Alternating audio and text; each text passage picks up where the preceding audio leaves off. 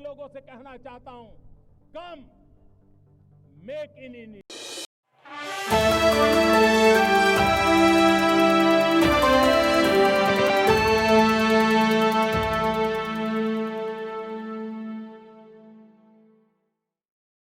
देश को ऐसी कांग्रेस सरकार नहीं चाहिए। देश को 2014 के पहले जो हालात थे, वो हालात वापस नहीं चाहिए। हर कोई कांग्रेस की कमजोर सरकार को, आते जाने वाले लोग भी धमकाते थे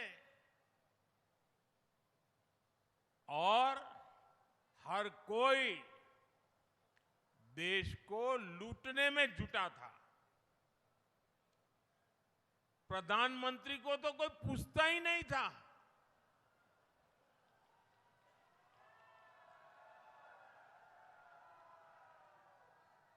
सरकार रिमोट कंट्रोल से चला करती थी।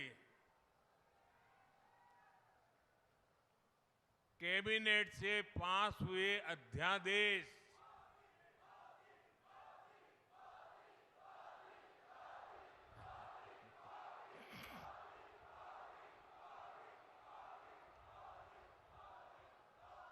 ये दो बेटे बेटी से मेरा निवेदन है, आप बैठिए, थक जाएंगे बेटा। चुनाव में बहुत काम कर रहे हैं आप लोग।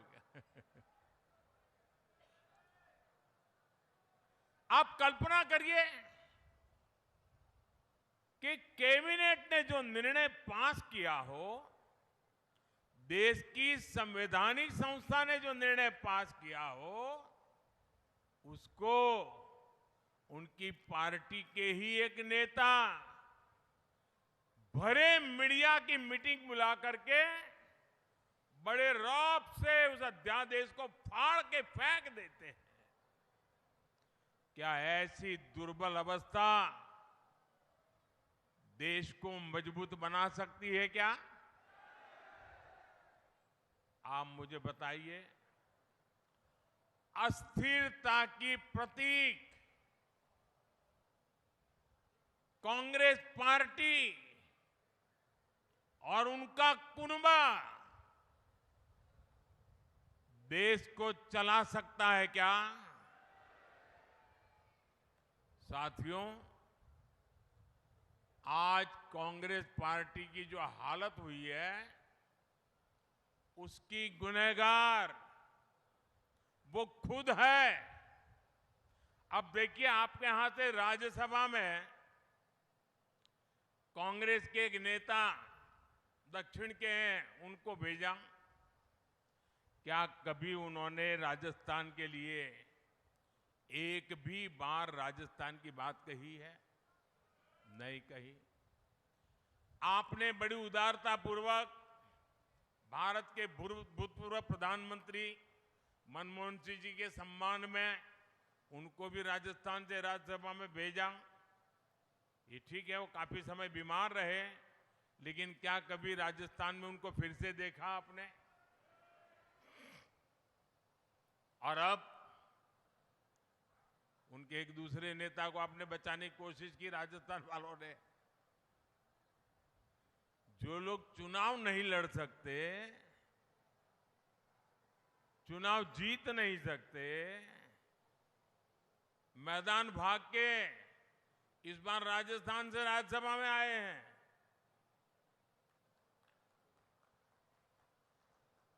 कांग्रेस की इतनी हाल खराब है भाइयों।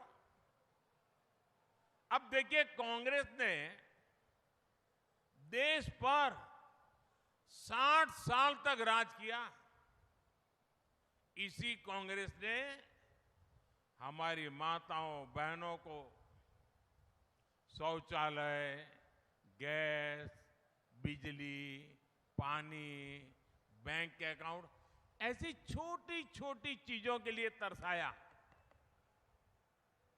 इसी कांग्रेस ने परिवारवाद, और भ्रष्टाचार का दीमक फैलाकर देश को खोखला कर दिया और उनके इन्हीं पापों की सजा आज देश कांग्रेस को दे रहा है और खास करके देश का युवा इतना गुस्से में है वो दोबारा कांग्रेस का मुंह देखना नहीं चाहता है।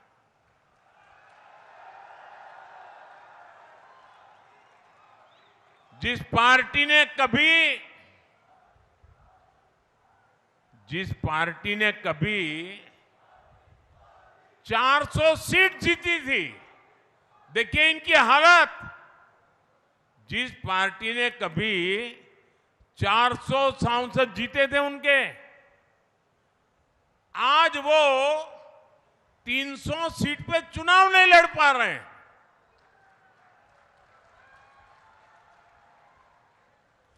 आज कांग्रेस की हालत ये है, उनको उम्मीदवार नहीं मिल रहे हैं।